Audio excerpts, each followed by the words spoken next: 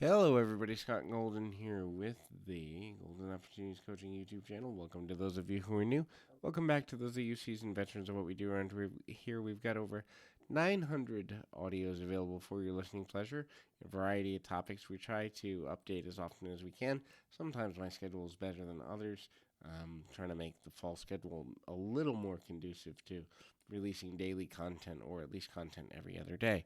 In any event, would love to be of service to you. If I can do that, please feel free to reach out. There's a couple ways to do that. You can do it through Twitter at PO Perception, or you can do it in the About Me section of this YouTube page. Either way, you'll get in touch with me or a member of my team, which will lead you in the direction of linking up with me to be able to get to a better quality of life and life, relationship, business coaching, all that stuff.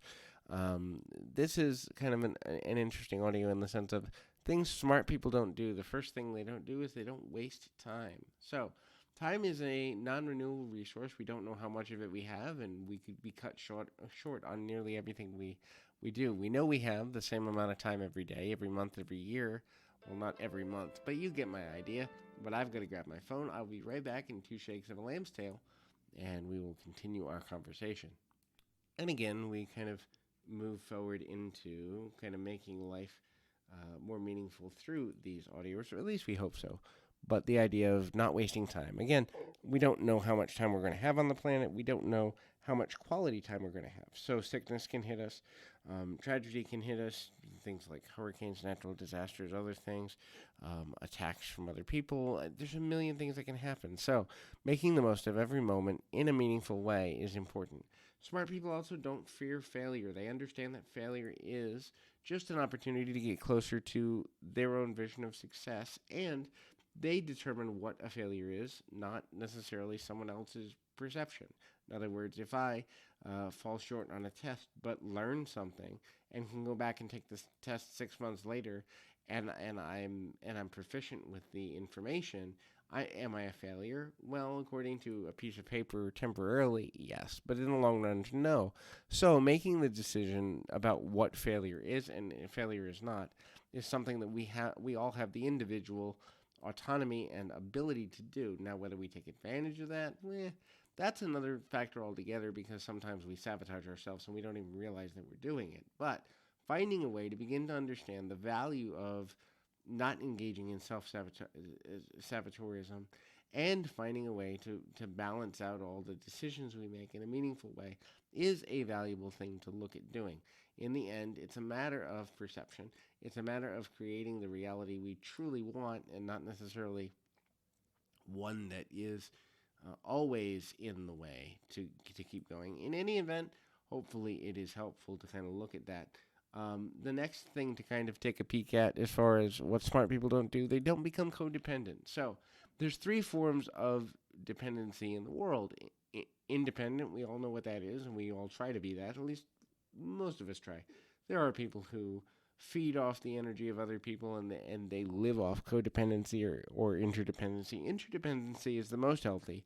That is, I depend on other people because I know I'm not meant to be a solitary organism, but I also can do things on my own to the best of my ability, unless there's physical or other limitations outside of my control. And I do everything that I can within my control to the best of my ability, because I realize the value of doing exactly that. So avoiding codependency is something that smart people avoid doing because it's, not worth it. They forgive mistakes within themselves. Self-forgiveness is one of the most important things that people can do, simply because, look, you can be your own worst critic in a lot of ways, and at a lot of times. It doesn't necessarily mean that you're good or bad if you are critical of yourself, but the more time you waste being critical of yourself, the least amount of time that you get to in a meaningful way, meaning you're expending energy, you're expending effort, you're expending thought, you're expending mind matter towards things that really don't matter in the long run. If you don't forgive yourself, no one cares except you, and in the end, you're wasting energy that could be going to projects that would have a more positive value. Smart people know when to say no. So, understanding the level at which a person has to engage with something emotionally, mentally, physically, whatever have you, ultimately is there. And at the end of the day, you know, Are we ready to fully do that? Not always. Is it beneficial to do that? Not always, but there's value in kind of looking at ways to connect.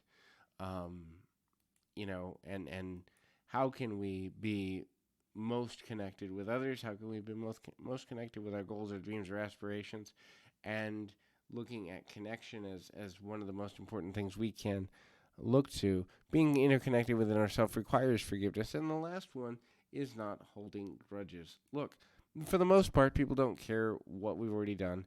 They care to a small degree, but in reality, all they care is how they feel in a moment, or that their security is being met, that their need for variety, significance, or love and connection is being met. They really don't care that much about the past unless they ruminate on it as a definition point of why their life isn't going the way they intend. So hopefully this is helpful. Keep your feet on the ground, your mind in the moment. Till next time, everybody.